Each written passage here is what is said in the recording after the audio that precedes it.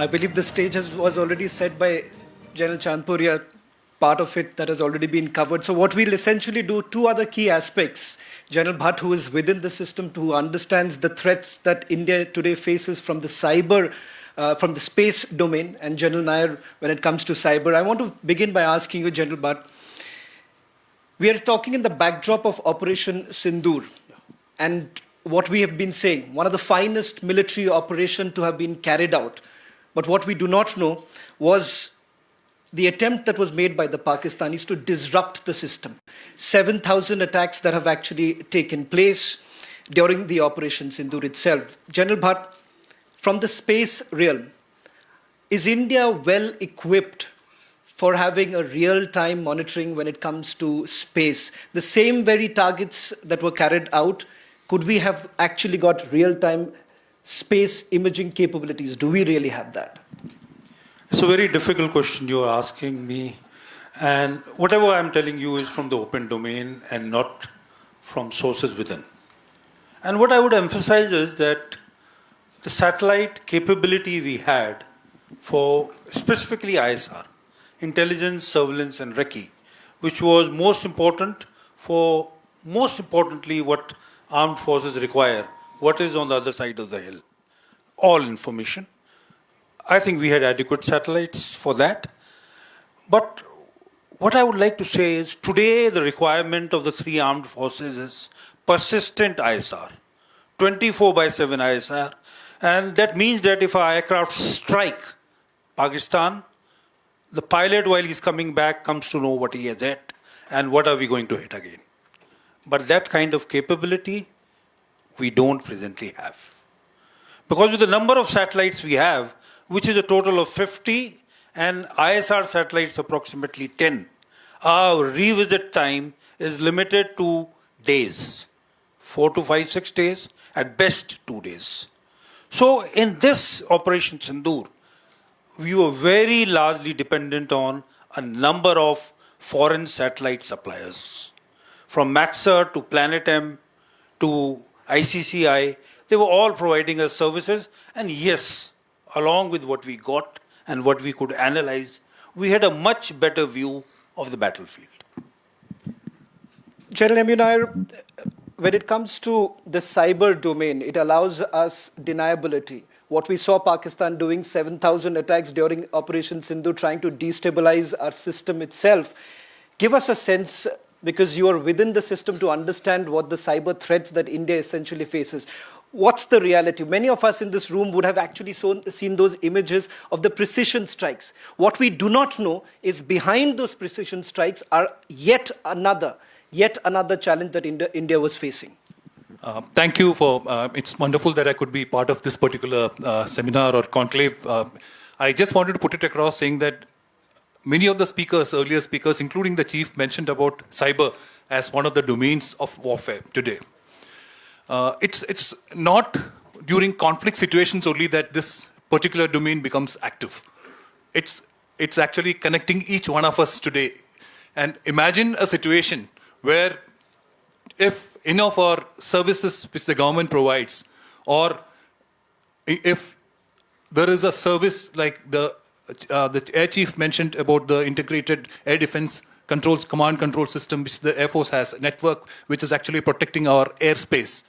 If a cyber attack happens on a network like that, the impact of it on national security. So the cyber domain today connects both the citizens as also the armed forces, or across the board it's actually connecting all the critical sectors of government. So this is something which works even during peacetime, like you are all aware of cyber scams, etc. Now, there are on a routine a large number of cyber attacks which happen even during peacetime. If you just Google, you'll find that there are about 100 million attacks which enter Indian cyberspace on a routine basis. Conflicts in any part of the globe has an impact on other nations. Like if our Ministry of External Affairs or any other, if we speak on a subject aligning with that particular initiative, there will be a response in cyberspace immediately, which can be felt. In this specific case, Op Sindoor, was a conflict situation. And it didn't happen from 7th of May. It actually started on 22nd April itself, when the Prime Minister mentioned about a response. So our cyberspace became very, very active since then. And what had happened was the quantum of attacks went so much that it actually quadrupled, or it was much more than what was actually happening in our cyberspace. Now, it has an impact on our populous citizens. It has an impact, as I mentioned, on the armed forces too. So while we took precautions to secure our cyberspace in terms of sensitizing every single ministry department, right down to the CISOs, the Chief Information Security Officers, there was a lot of cyber warriors at work trying to protect their assets. And I'm glad to say that we could withstand this kind of attacks, which was probably unprecedented in any part of the globe. We had learned our lessons from history. I'm sure you would have also seen that during any major event like the G20 conclave, which we have in our country, we faced a very severe cyber attack. So similarly, we were prepared this time, and it was thanks to the cyber warriors operating in multiple sectors that we could protect our cyber landscape to a large extent. There were vulnerabilities, there were small little defacements which took place, but I can vouch for it that none of you here were ever impacted through any of the collapse of UPI, for that matter. If you imagine that in a situation like that, suddenly your financial sector or any of your banking services collapse, did that happen? Now, this is the impact of how resilient we were in cyber landscape. But not to say that it's work. We did it perfectly. There were gaps. It could also impact on our telecom networks. Now, the telecom networks are the backbone of all the digital connectivity which the armed forces have. While the armed forces have its own networks which are not integrated with any other networks, but there are challenges which can happen if our telecom networks get impacted. So we had all our telecom service providers playing a very, very active role monitoring their ecosystem. So all in all, I think we responded to Op Sindoor in an effective manner during the cyber domain was well protected. You're saying that there were unprecedented attacks. I'll come to the nature of these unprecedented attacks because I think so it is important for everyone who's watching. Millions of viewers who would be watching through Republic TV would like to know that what is it that we went through. We saw the pictures, but there is a lot that has gone behind. General Bhatt, I want to come to you. We're talking at a time when China has had 65 orbital launches in 2025. Pakistan, in the next day after, would be launching its HS-1. Of course, not on their own, with the help of the Chinese. Where does India really stand when it comes to the SSR, that is the situational awareness that we have, the space situational awareness? Before I answer your question as to specifically SSA, let me just put things in context. Yes, China today is second, if you would say, in assets, in capabilities in space. But that said, China is looking at a global signature and it is rivaling, going to the #1 position. For our requirements of ISR, PNT, communication, we have adequate satellites, or we have a plan which is going to roll out, and that is SPS-3, where we will have adequate satellites to meet the requirement of our defense forces. Now you're coming into the domain of SSA, that is space situational awareness. Beyond that is space domain awareness, which is more of a military need. Knowing every adversary's satellite up in space, knowing about the location of your own satellites, and then there is another threat called debris. Millions of them floating around, each like a bullet, and you have to protect your assets from that. In SDA, we have two things. One is capabilities which are already there with ISRO in terms of telescopes and radars. And also in the private sector now, capabilities are being developed. While as on today in the world, most of SDA information comes from USA, from the Space Force, which provides it globally to everyone. But beyond that, this is one domain we have to create a capability, and we are creating it in the private sector as well as with the government. And the Defense Space Agency, one of their primary role is to look at SSA. General Bhatt, just a follow-up question to what you said was with regards to the situational awareness. I want to ask you, for instance, when we carried out a precision strike at Chaklala, and we wanted perhaps to get a real-time understanding of what's really happening, because there has been a global narrative that was essentially built around the kind of damage. Have we really come a long way, and perhaps the world really needs to know the fact that we have been able to establish the fact there is dominance when it comes to space, and the fact that if you compare it from the neighborhood perspective, we have come a long way? So what you're talking of is ISR. Having information through satellites of the enemy's area or a specific target, be it Noor Khan, be it Chaklala, or be it anywhere. Yes, that capability we have, but there also, as I said, most critical is revisit time and accuracy. Accuracy, we are there. We are comfortable with 30 centimeter and below, which we have. But for revisit times, like I said, our times today is in days. And what we require is persistent, continuous ISR. That will take a little time. Even after the 52 satellites come of SPS-3, we will have a revisit time of maybe a day. But ultimately, what the armed forces require is persistent, continuous ISR. That may take a little more time. General Nair, cyber certainly gives us the option of deniability, as I pointed out earlier. And what we perhaps haven't really honed to a certain extent is that in a situation like Operation Sindoor, were we in a position to carry out a counter cyber attack and perhaps to a certain extent keep our enemies a little bit more flummoxed than what they were? Are we capable enough to do that? Okay, I think Ajay mentioned about multi-domain operations in this previous discourse. So all aspects of power which is available with a nation is used in conflict situations. So I'm sure cyber domain was also being exercised for causing, inflicting damage to an adversary's infrastructure. So that's natural course, what follows a conflict situation. We have organizations in the armed forces in civil domain which has the capabilities to cause such, to observe our cyber domain, to see if from where the attacks are coming in, to see if there are vulnerabilities in our own ecosystem. So all this is continuously analyzed, and there are measures which have been taken to make sure that our ecosystem gets protected. Like I mentioned in the earlier, that despite all these challenges, we could withstand this kind of attacks.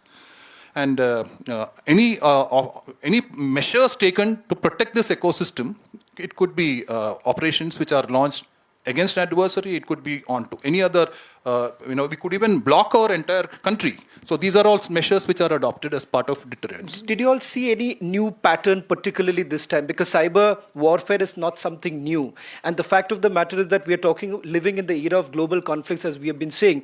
Things are emerging. We have seen what's happening in Russia, Ukraine. We have seen what happened as far as Israel-Hamas is concerned. Cyber domain becomes extremely, extremely challenging. Is there a new pattern that you all have seen in terms of the way the attacks are being carried out by our enemies? Yes, with the changes in technology taking place, in fact, literally every day, especially in the digital domain, there are multiple types of vectors, and in fact, you'll find a new kind of tradecraft, or this is a new methods of exploiting the vulnerabilities in our ecosystem emerging literally every day. In fact, the AI today facilitates you to write software codes which can exploit some of our vulnerabilities, which can detect vulnerabilities. So all this is possible. So we found newer challenges emerging, but I think, as I mentioned, we were able to withstand all this. We should also understand that our digital infrastructure today in our country is probably the largest in the world. And we are the storehouse of the largest data in the world. If that be so, and we also have a mix of both legacy equipments in our ecosystem. It could be for any critical infrastructure, and we have modern equipments in our system. So many of these legacy equipments today are not adequately protected because it's capital intensive to replace the entire ecosystem. You look at energy sector. There could be power generation plants which are of yesteryear still functioning, providing energy to the population.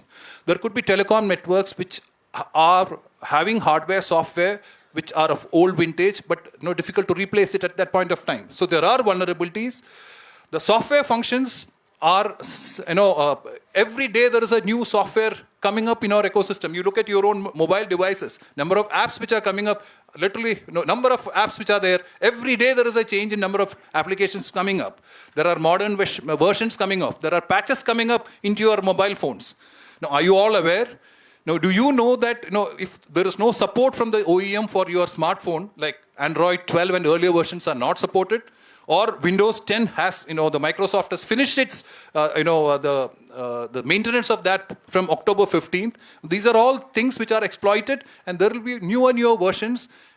The craft can actually emerge from a child or a student in a university. It can happen from an organized group. It can operate from a state-sponsored agency, or it can even be done by military professionals today.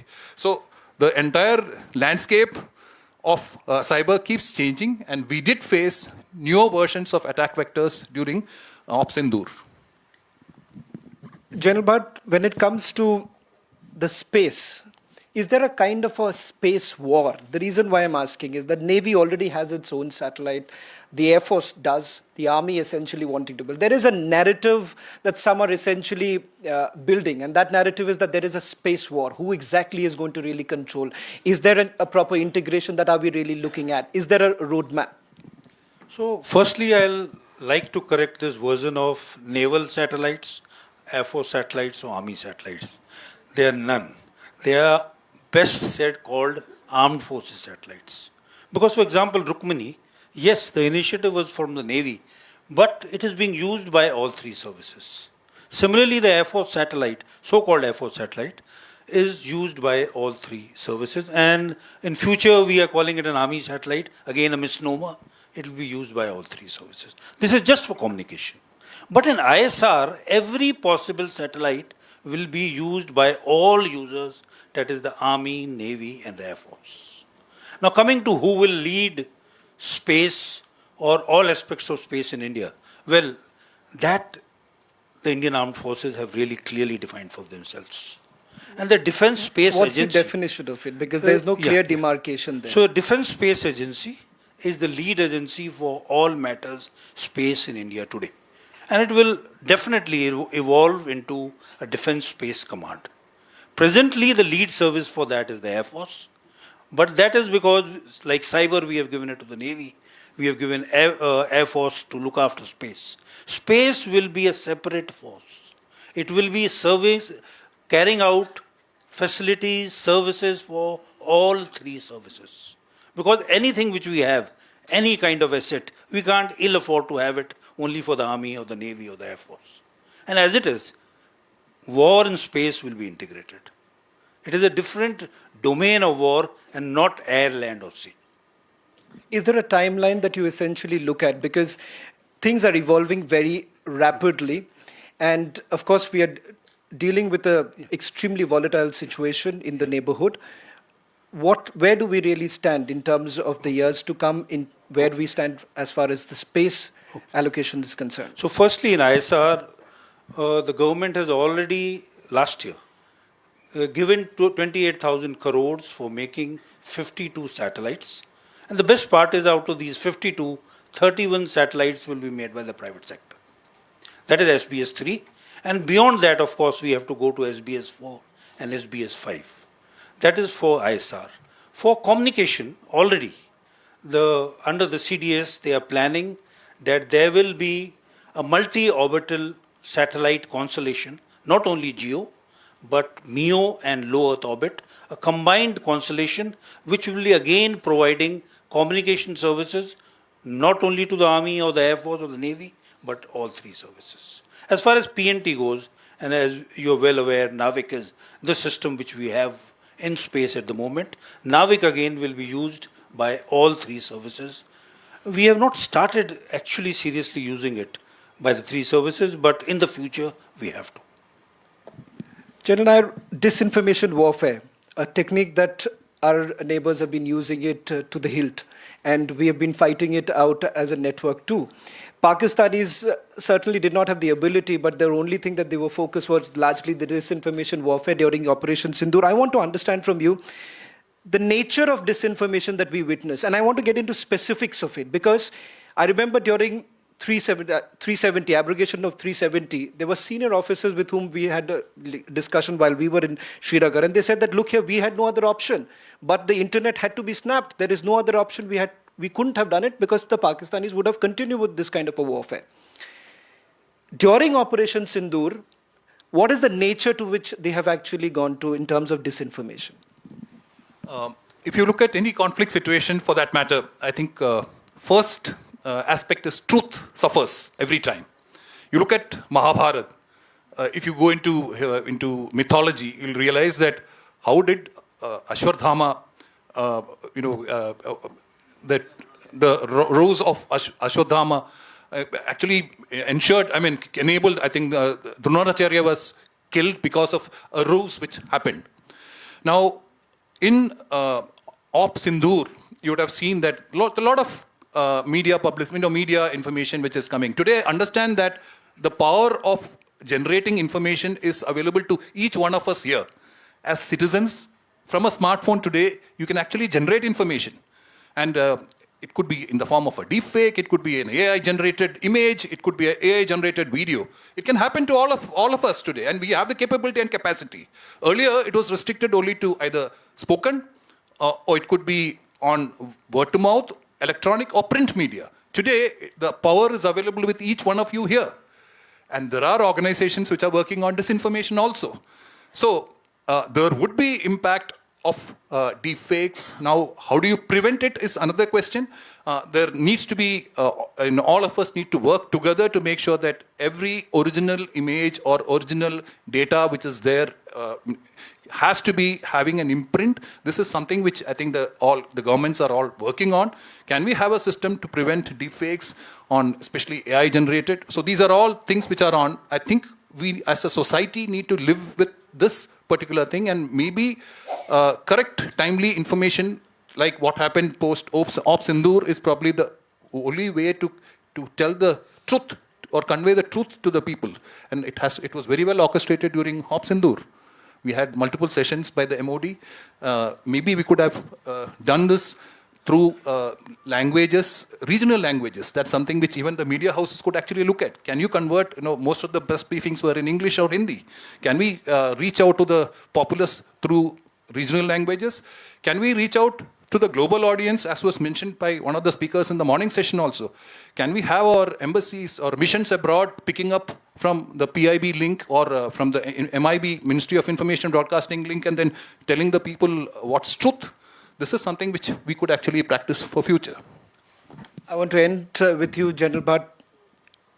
Drawings from Operation Sindoor and the global conflicts which are underway. What in your mind is paramount right now? What is the need of the hour? And what is it that we need to look out for? So this is of course there that we do recognize that space is a very, very important domain for any future battles or for the security of the nation.